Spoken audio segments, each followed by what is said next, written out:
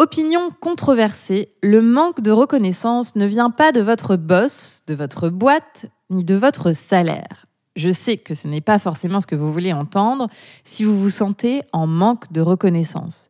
Mais c'est ma conviction profonde et je vous explique pourquoi dans cet épisode. La bonne nouvelle, et c'est tout l'objectif du podcast, c'est que vous pouvez reprendre le pouvoir sur ce sentiment de reconnaissance. À écouter absolument pour repartir boostée et pleine de confiance. Bienvenue sur Sensée, anciennement Femme Ambitieuse, le podcast qui parle aux femmes de leadership, d'impact positif et de bien-être. Je suis Jenny Chamas, fondatrice de Coach Happy et Master Coach. Avec mon équipe, notre mission est d'aider les femmes à se libérer des injonctions stressantes pour se connecter à leur cœur, vivre plus sereinement et exercer leur leadership avec impact dans leurs fonctions. Vous écoutez l'épisode 8 de Sensée et aujourd'hui, je vous parle du manque de reconnaissance. Bonjour chers leaders. Vous êtes-vous déjà demandé pourquoi, malgré tout ce que vous accomplissez chaque jour, vous avez cette impression persistante que vos efforts passent inaperçus, que vos idées, aussi pertinentes soient-elles, ne soient pas écoutées à leur juste valeur? Eh bien, vous n'êtes pas seul. Le manque de reconnaissance est une réalité que beaucoup de femmes leaders, managers et entrepreneurs vivent au quotidien. Ce sentiment peut être épuisant, non seulement pour votre bien-être, mais aussi pour votre capacité à vendre efficacement votre valeur professionnelle. Car souvent, le manque de reconnaissance extérieure renforce une tendance à sous-estimer soi-même sa valeur.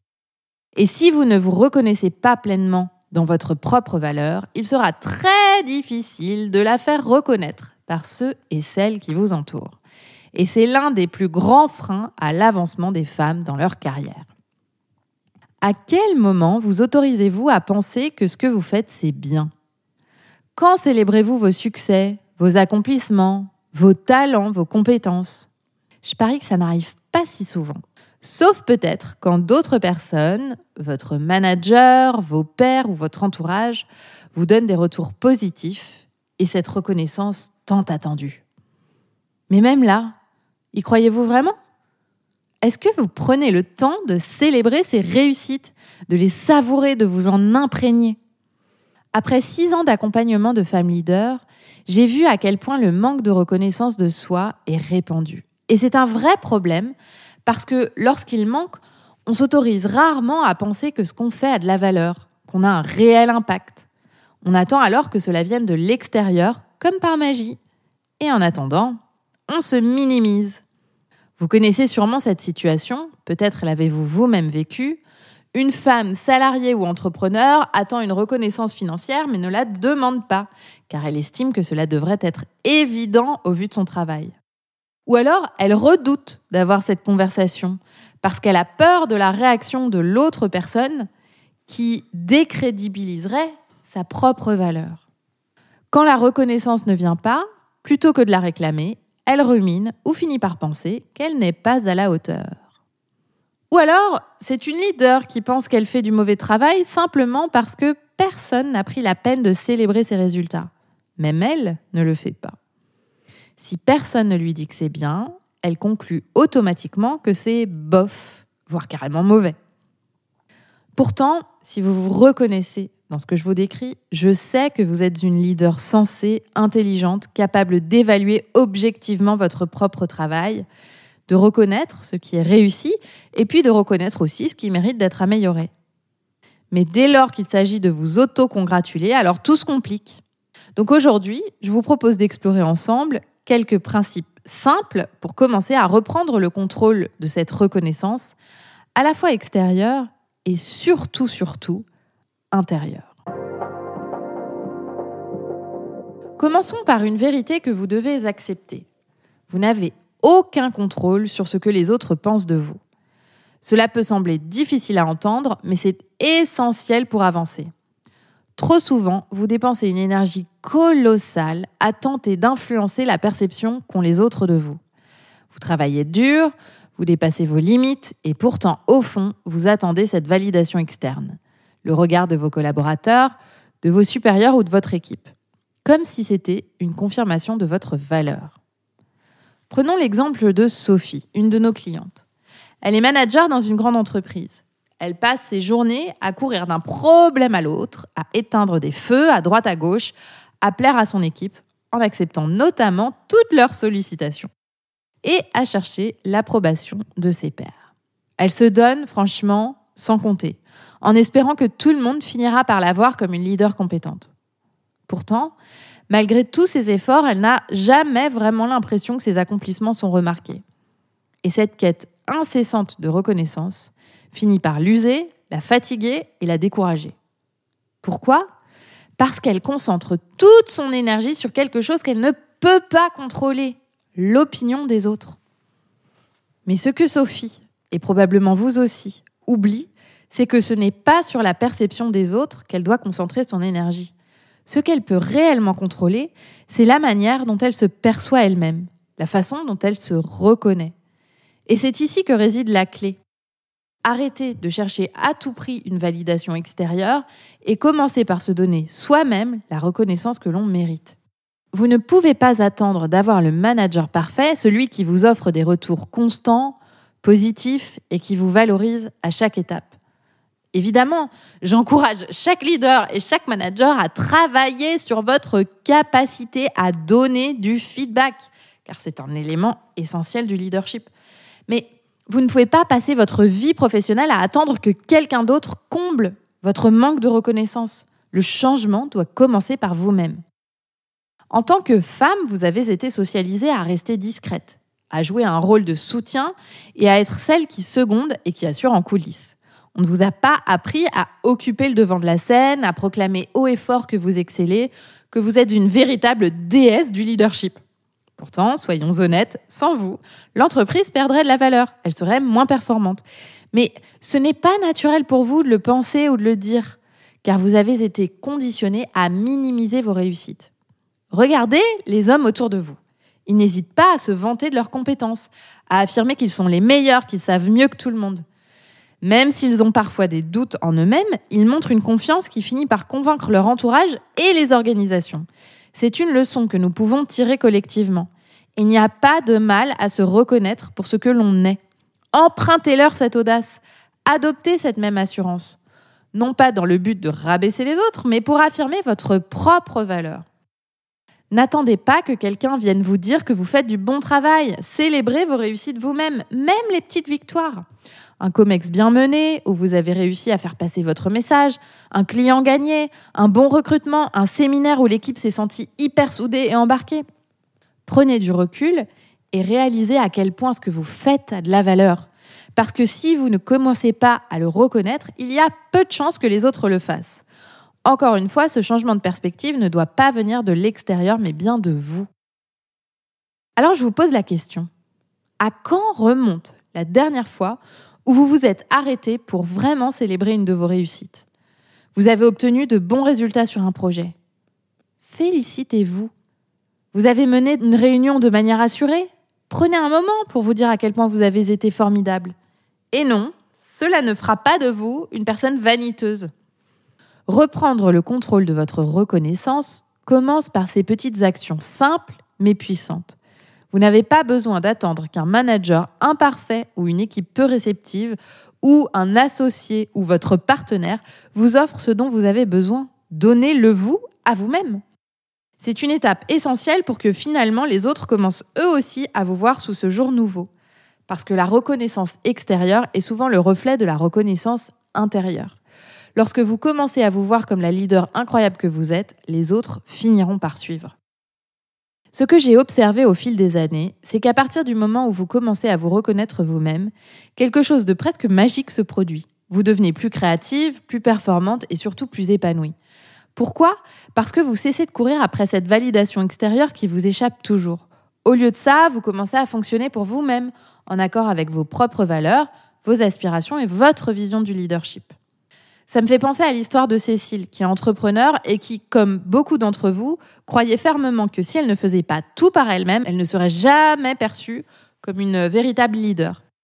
Et elle s'était convaincue que plus elle en faisait, plus elle gagnait le respect de ses pairs, de ses clients et de son équipe. Résultat, elle travaillait jour et nuit, elle jonglait avec une infinité de tâches au point de frôler le burn-out.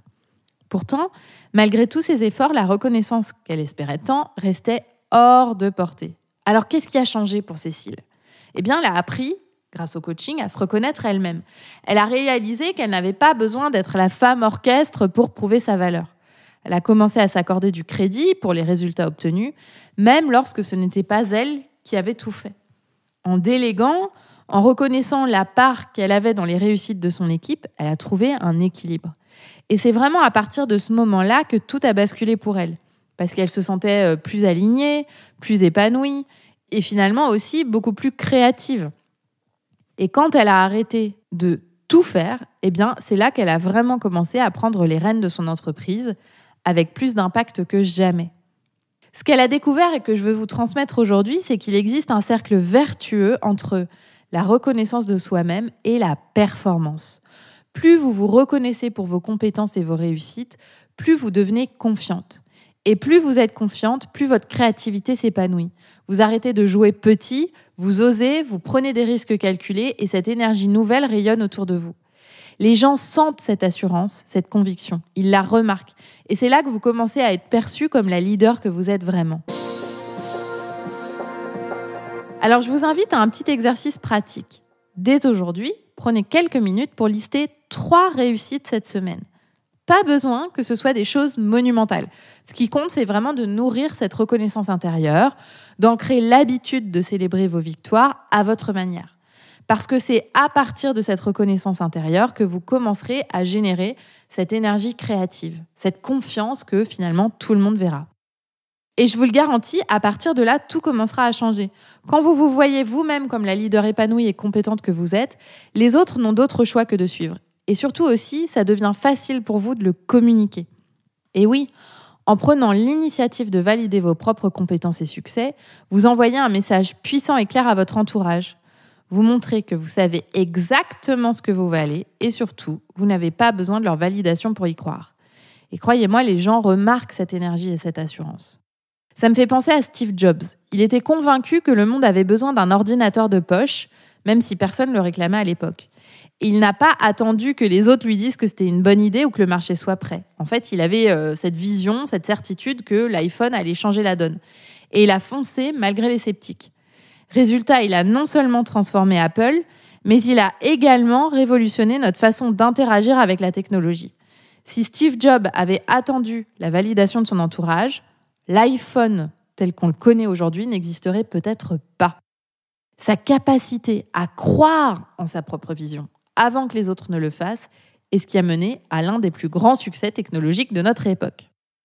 Mais Steve Jobs n'est pas tout seul, mes chers leaders. Sara Blakely, la fondatrice de la marque de sous-vêtements Spanx, elle aussi est hyper inspirante. Quand elle a eu l'idée de créer des sous-vêtements modelants pour les femmes, personne ne lui a dit que c'était une innovation géniale. Au contraire, elle s'est heurtée à des refus constants de la part des investisseurs, de la part aussi des détaillants et même de fabricants qui ne comprenaient pas son concept en fait.